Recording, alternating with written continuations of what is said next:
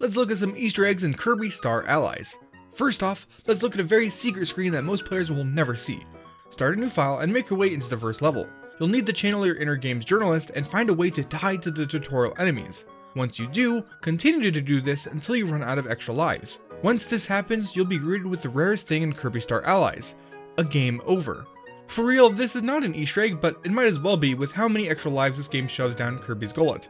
When you press continue, a gloved hand will fly up to Kirby and wake him.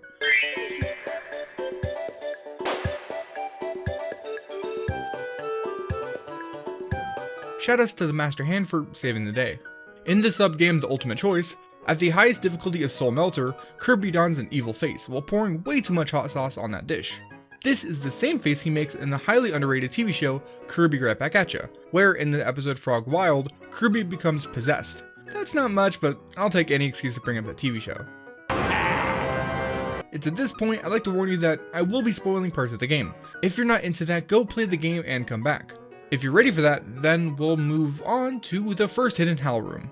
Throughout this game are 3 different Howl Rooms, each containing some extra puzzle pieces and whatnot. First, in Fruity Forest, head to the end of the level, but stop before you reach the demon tree named Wispy Woods. Walk to this point where you're in line with the third background tree from the hill and head back. That spot is the approximate location of the secret trigger, which will open a door found back at the start of this screen. You must now travel backwards through the level, also don't forget to snag those pieces, until you reach the start. Up on a tree is another door which leads you to the Howl Room itself. Here you'll find Howl Laboratory's name spelled out in blocks, as well as a bunch of allies you usually can't access until later in the game. Moving past to the right will reveal a Star Friend platform, which will allow you to hop on and beat up the tree in style. Instead of destroying him with a star built out of pure friendship, friendship. The star is like a spaceship, it's a ship. A friend ship, I like it.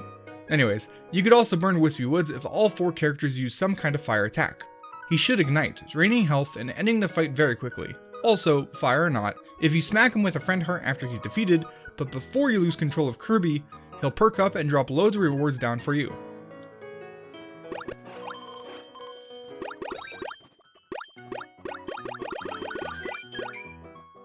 Also, if you do this, he won't cry in the final shot, which is nice. Similarly, after fighting King Dedede or Meta Knight, quickly tossing a friend heart at them will allow you to gain them as playable allies without having to first travel to the Dream Palace.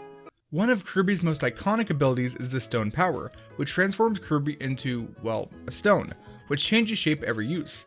A lot of those shapes are some sort of reference to past games, so let's go through the various forms real quick like. First off is the Rock, a standard form for Stone Kirby.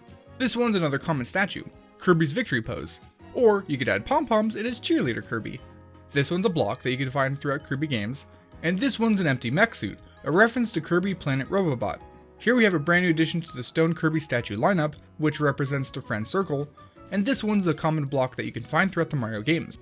Here's another regular Stone Kirby form, just look at those muscles. This one's a nod to Dedede's Drum Dash, a minigame from Kirby Triple Deluxe.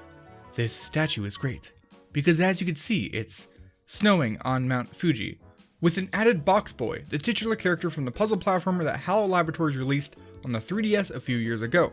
This one is Magolor from Kirby's Return to Dreamland, but it's referencing his role as a shopkeeper in Team Kirby Crash Deluxe, where you can spend gem apples for equipment and support items. This treasure chest with the monster inside is a reference to Kirby Squeak Squad, where Dark Nebula was sealed away in a chest. And this is a nod to Kirby's Return to Dreamland, where there was a very small chance that the Ultra Sword would take the form of a giant fish. This is Taranza and Dark Taranza, villains which first appeared in Kirby Triple Deluxe, and then in Team Kirby Crash Deluxe. Both of the characters here are secret bosses from different Game Boy games. On the left is Grill, the final boss from Kirby's Star Stacker, and on the right is Brobo, a boss from Kirby's Block Ball. Another combo statue is this one of Susie from Kirby Planet Robobot, as well as Ribbon from Kirby 64, Indiana Jones, and the Crystal Shards. I think everyone knows the edgelord himself, Meta Knight, but the other one is Captain Vol, from Kirby Superstars Revenge of the Sith. Another frequent flyer of the Kirby Stone Statue Airlines, this Kirby medal is something that exists out there. And finally, this one is the HAL Laboratory logo. What a good doggo. As you may know, Kirby Star Allies 2.0 update brought 3 new playable friends, Gooey, Marks, and the trio of Rick, Kine, and Koo. To go along with this, Kirby Stone Ability got 3 new statues. First is of Gooey holding a fish, I think. Marks' statue has him using the Black Hole ability, and for the trio of Rick, Kine, and Koo, they got a statue of Rick, Kind, and Koo. Makes sense, I guess. Playing Star Allies for the first time, by far my favorite thing is a clean copy ability. I mean, look at those sweeping skills. We have Nago the cute cat, Pitch the bird, and the disgusting Choo Choo octopus. They aren't really Easter eggs, but too bad. The artist ability, however, does contain some neat references. First off, the retro DDD, Meta Knight, and Waddle Dee summons use the same sprites from Kirby's Adventure on NES. Also, when inputting up, down, and B, Kirby summons one of 3 statues. One's a Kabu, which first appeared in Kirby's Dream Land, another is the Dreamstalk from Kirby Triple Deluxe, and the last one is another appearance of Susie from Planet Robobot. Back in the Meta Knight fight, I gotta say that it's pretty awesome. Being dropped into an arena and forced to pick up a sword makes for a great fight. However, there is actually another option that you might not have considered. Instead of grabbing it, jump and hover up onto the platform where Meta Knight is waiting. This upsets the Knife Man, and he'll immediately drop down and kick the sword, as an alternate introduction to the fight. You know the nice and fluffy animal duo that you find in this game called Pawn and Con? Well, those characters, and the fight itself, was pulled wholesale from Kirby's Dream Land 3. It's either a really awesome callback, or a lazy cut and paste. I'll leave that to you guys to decide. On to another HAL room, this one is much later in the game, located in Heavenly Hall in Jamba Station. Without getting too deep into the details, following a boss fight, you'll need to use the literal power of friendship to escape from a crumbling station. After a mini boss battle at the end of the level, you'll reach this room where chunks of rock are falling from the sky.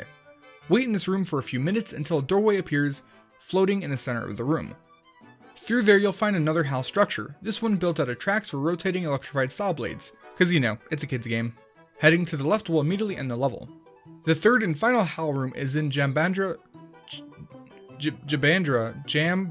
Base, I hate that name. It's in that level, in the final world, Far-Flung Starlight Heroes.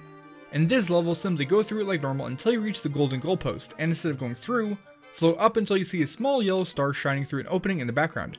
Go through the star as if it's a door for the final hidden room. Like before, this contains another big ol' HAL, with some extra allies around the outside. Breaking the HAL reveal, another HAL! Everyone gets a HAL, you get a HAL, I get a HAL, we all get HALs! Anyways, perhaps the most spoilery spoiler that has ever spoiled in this video is coming up, but you've already signed the non-verbal agreement, so let's just jump right into Extra Planet Delta.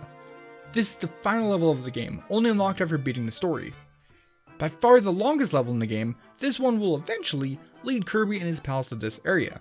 It might not be readily apparent, but this structure represents a classic Nintendo Game Boy.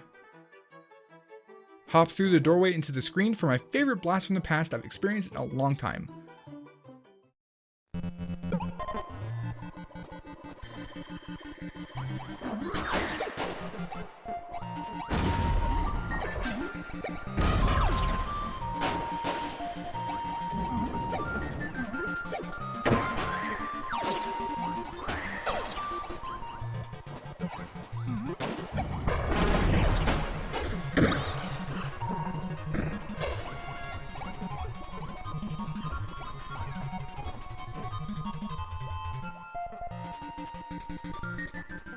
Once you complete your walk through the green tinted homage to Kirby's very first game, you'll come to this button.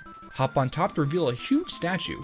What's special here, however, isn't the statue, the level, the button, the visuals, or anything. It's the controller's rumble. I recorded this with the controller cam as well as my microphone right up against the controller for optimal audio capture. After hitting the button, you'll hear this buzzing from your controller.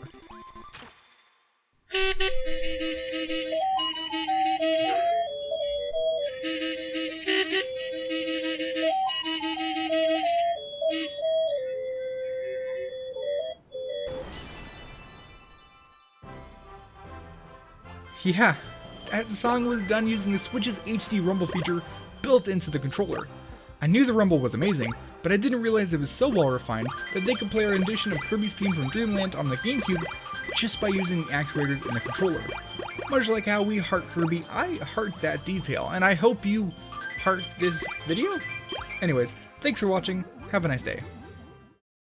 One step, and then again, let's do the Mario all together now! You got it! It's the Mario!